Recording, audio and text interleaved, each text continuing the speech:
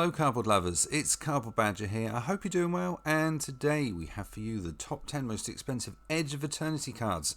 This is obviously coming out next week with the pre-release, and there's some great cards in this set. Obviously if you like spaceships as well, it is even better. But today we are going to be looking at the regular versions, the non-foil draft cards. So you have the opportunity of pulling this no matter what product you buy, and you are not stuck behind a collector booster paywall. Pricing, as per usual, is from TCG Player and is correct as of the timing of this video. So let's begin the top 10, starting off with Alpha Real Stone Chosen. For 5 mana, 3 black, we have a legendary creature, Human Cleric, 3/3. It has a ward, a cost of discarding a card at random, and it has Void. Whenever Alpha Real attacks, if a non-land permanent left the battlefield this turn or a spell was warped this turn, defending player loses half their life, rounded up. And this monstrosity is going for $25.54. Next we have Sothera the Super Void. For 4 mana, 2 black, we have a legendary enchantment. Whenever a creature you control dies, each opponent chooses a creature they control and exiles it. And at the beginning of your end step, if a player controls no creatures, sacrifice Sothera, then put a creature card exiled with it onto the battlefield under your control with 2 additional +1/+1 counters on it. And this is currently going for $26.65.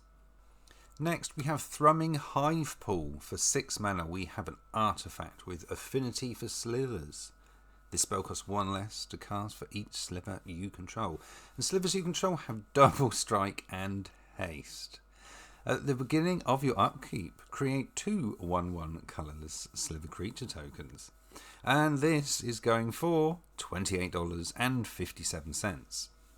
Up next we have Famished Worldsire. For 8 mana, 5 green, we have a creature Leviathan. It has Ward 3 and Devour Land 3. As this creature enters, you may sacrifice any number of lands, and it enters with 3 times that many +1/+1 counters on it. And when this creature enters, you can look at the top X cards of your library where X is this creature's power and put any number of land cards from among them onto the battlefield tapped and then shuffle.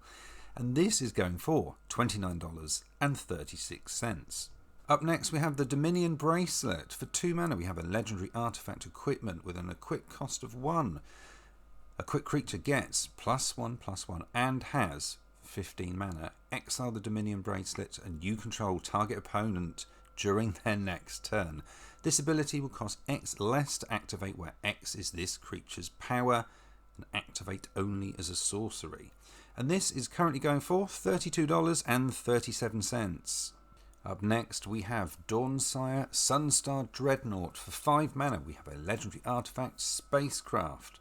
It has station, tap another creature you control and put a charge counter equal to its power on this spacecraft. Station only as a sorcery, and it is an artifact creature at 20+.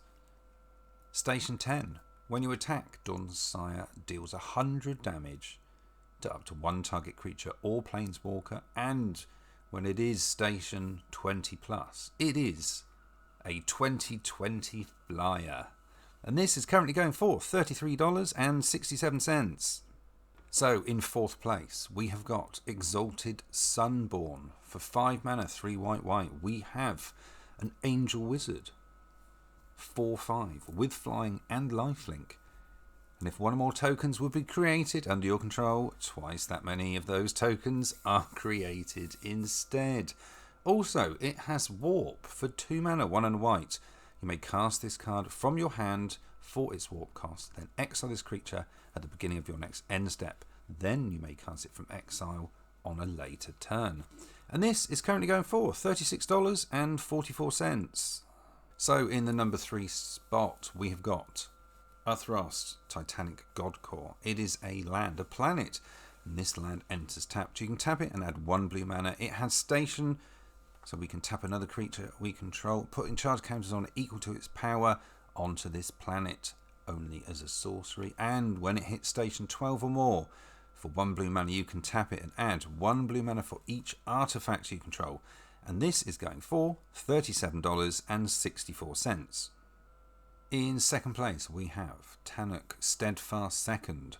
For 4 mana, 2 red. We have a legendary creature, Cavu Pilot, 3/5. With other creatures you control have haste. And artifact cards and red creature cards in your hand have warp for 2 and a red. You may cast a card from your hand for its warp cost and then exile that permanent at the beginning of the next end step. Then you may cast it from exile on a later turn. And this is currently going for $49.95. And the number 1 card, you may have guessed it, we've got the mighty Tezzeret, Cruel Captain. For 3 mana, we have a legendary Planeswalker Tezzeret with a loyalty of 4. And whenever an artifact you control enters, put a loyal counter on Tezzeret. For 0, you can untap target artifact or creature, and if it's an artifact creature, put a +1 counter on it.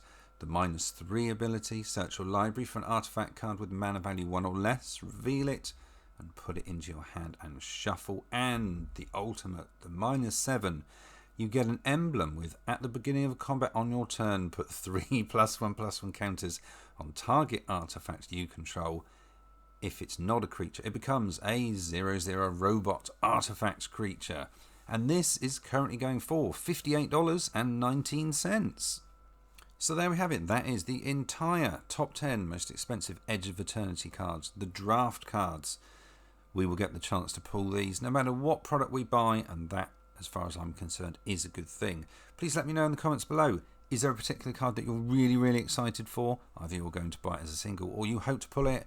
And if you go to pre-release, I hope you have a fantastic time.